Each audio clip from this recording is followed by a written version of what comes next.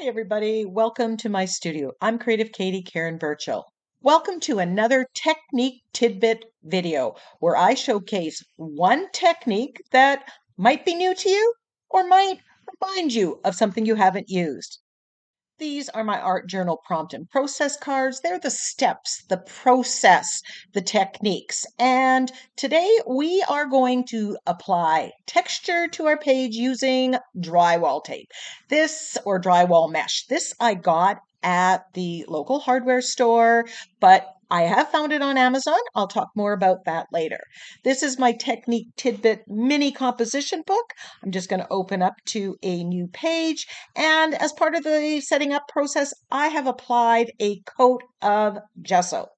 Now, before we get to the drywall tape, I just want to add a few markings. Because the drywall tape is textured, stamping afterwards might be a little bit more difficult, so I want to get in some interest, some pattern underneath the drywall tape.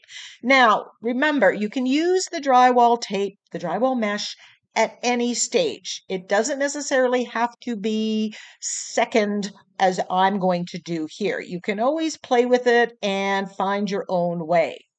So I am just going to cut some shapes off of my drywall tape roll. Now this is self-adhesive. I've had this roll for over 8 years. It is still plenty adhesive. I have no problem.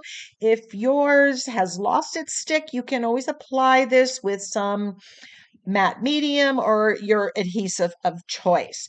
So all I'm doing here across the entire background is cutting squares and rectangles. I'm playing up that geometrical kind of look on this page, and I'm fitting it on my page. Larger, smaller squares, rectangles, some that are going off the page. And I'm keeping this fairly simple. Now, the drywall mesh is very thin, but it does provide texture, which down the road we are going to bring out by a certain process. Now, you can layer up the drywall tape. You can do other things with it. You can do as I'm doing and putting it all over. Now, I do have areas where there is no drywall tape, drywall mesh, and that is going to take paint a little bit differently and really showcase the texture because it's the contrast between the flat areas and the textured areas that's going to come out. Now, I understand right now because it's kind of white on white, you really can't see it, but I am just filling this in, kind of making kind of a patchwork type quilt with it, but keeping the shapes fairly simple. The drywall mesh is fairly easy to cut.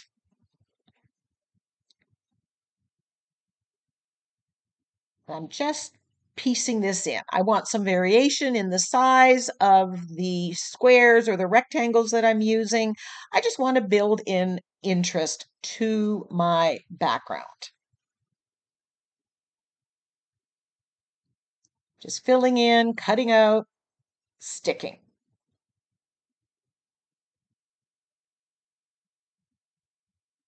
Now you can glue this down with gesso, and in that case, the stamping would get obliterated. So if you skip the stamping part, you can glue it down with gesso. Gesso does act as an adhesive, kind of a secondary adhesive to boost it up. And the paint might look different when you apply it. It's going to be a slightly different look. So now I'm just cutting off the excess, going around the pages and just cleaning it up. And then we'll be ready to go on the next step to really showcasing and bringing out this texture.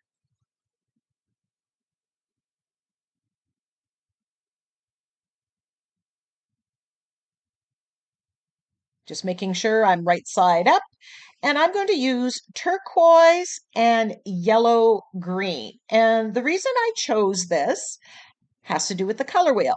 That yellow to the blue, green, or teal is at the bottom. They are next to each other on the color wheel. They are analogous, and that means they're going to work well together. They're not going to create mud, and they're going to give you a pleasing effect. So I'm putting on some of the yellow green here, and because there's gesso underneath, it is going to blend a little bit easier. And then I'm going to blend in that turquoise. And as you can see, where the drywall tape is, you can see that the texture is already coming out. You're getting those little squares showing up. And depending on how much paint you put in, you will have some white showing through or not. I pretty much get rid of the white and add it in later. I've got a different plan, but if you put less paint, then you get it kind of mottled, and that's an interesting effect. So don't be afraid to play with it. And if you buy a roll of the drywall tape, which one roll of it on Amazon.com was $6-7. So it's not a high price point. You have lots that you can use and you don't have to worry about it. You can experiment. So here I'm just adding some white in, adding that in. And when I take the makeup sponge and run it across the drywall tape, it leaves a shadow of the white and lightens it up. And in doing so, brings out that texture. Now, after I do white here, I am going to put some turquoise on my finger as well and rub it lightly over where the drywall tape is. And that's coming up in a minute. I'm a little ahead of myself. Here I'm just adding a little bit of white, softening, building the colors of my background a little bit. I like having variation, lights and dark teals, and that just makes it more interesting.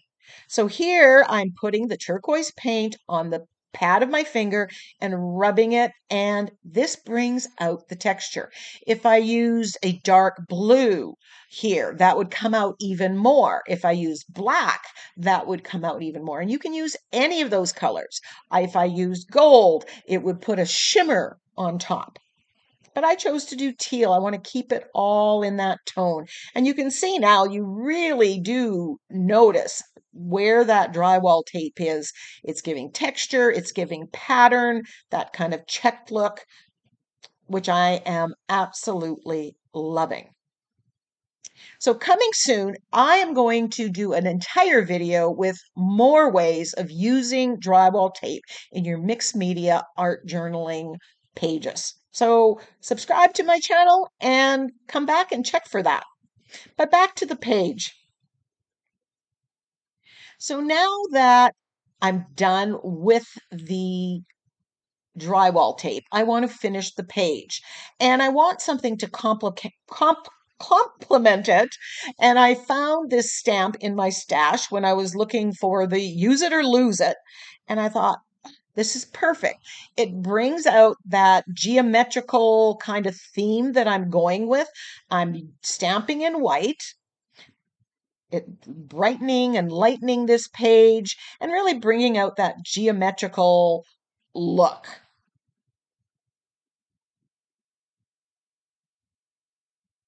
Now, if you were doing a larger page, do you want to put the drywall tape everywhere? Maybe not. It might be in 3 sections on a 9x12 page. But on small pages, which I encourage you to start with when you're trying a new technique or trying something new, start small. Keep it simple. And then explore the possibilities and other ideas that come off. So I'm really, really loving the look of this background. It's interesting, but I need a little bit more contrast. And I have this little dot stamp. Actually, I think there was a sentiment on it, which I never wanted to use. So I just cut that part off and just kept the little dot part. And here I'm applying black acrylic paint, and I'm targeting mainly the flat areas where I can stamp more easily. Because remember, the drywall mesh is textured, so it's really hard to get a good stamp on it. But I'm stamping for a background here. I'm not overly picky about making it perfect. I want some contrast. I want some black in the background to go with the focal image that I think I'm going to use.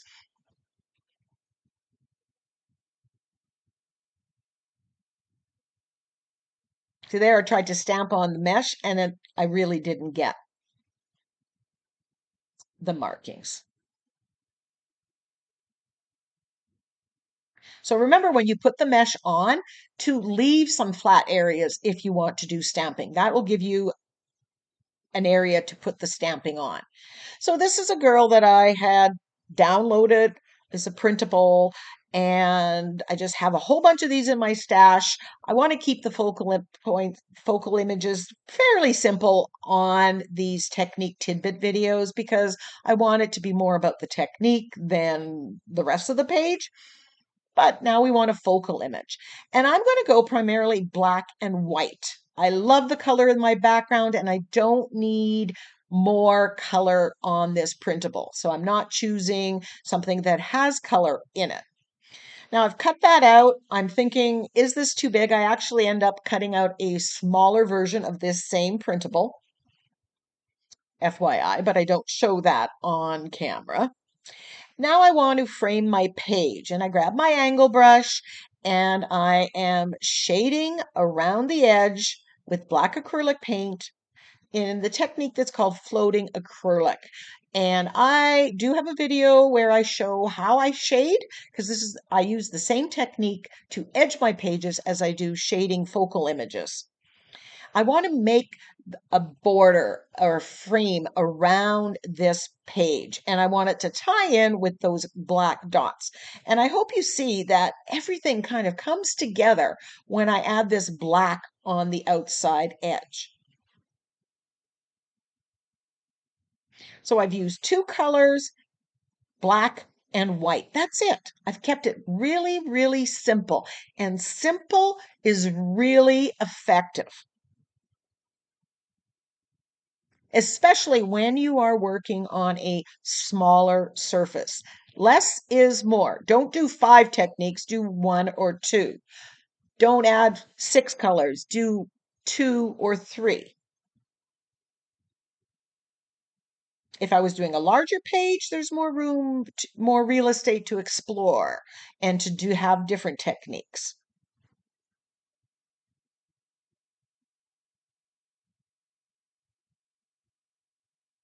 Just still checking which way is up. And there is the finished background. I absolutely love this background. Definitely be using more drywall tape and that stamp. I cut out a sentiment from my Sassy Sayings sentiment pack. It says, I'm not arguing, I'm simply explaining why I'm right. And I'm using gel medium to glue this down instead of my fluid medium. And the reason for that is because the texture of the drywall tape. That makes it a little bit harder for the fluid medium to adhere. It's still possible and you can make it work. But since I have both, I am using the TCW gel medium, matte finish, and gluing down my sentiment and my focal image. And I'm placing that sentiment over top some areas that I didn't like strategically. So I decided to make my girl a redhead.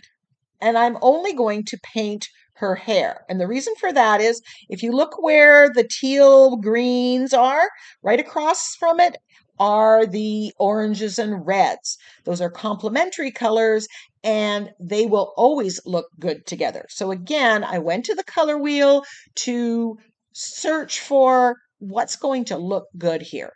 Blonde hair would not have looked as good as the red. But again, I'm keeping it really simple. Other than her hair, I am going to keep everything else black and white. But if you want it, you can paint her face, pick a flesh tone, paint her face, paint her shirt, do other things on here. This was just a choice that I made. It's not a matter of right or wrong, it's what you want to do. Now I just grabbed my Posca pen, my black, and I'm just making it darker. The photocopy wasn't very dark. I just want to make it a little bit more striking, matching the background, the black that I have in my background. So I'm just coloring in those areas.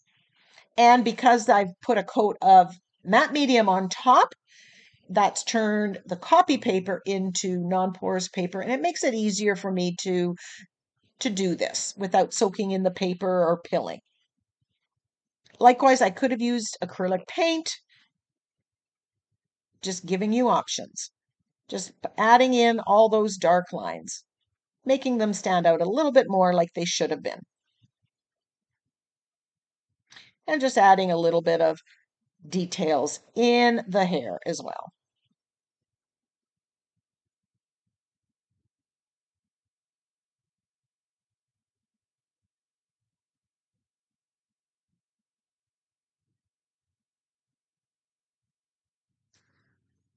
Once that's done, I decide to go and outline my sentiment. Now, warning, remember that texture or that drywall tape is textured, so it's going to make it almost impossible to make a nice, straight, smooth line. So go slowly if you're outlining your sentiment.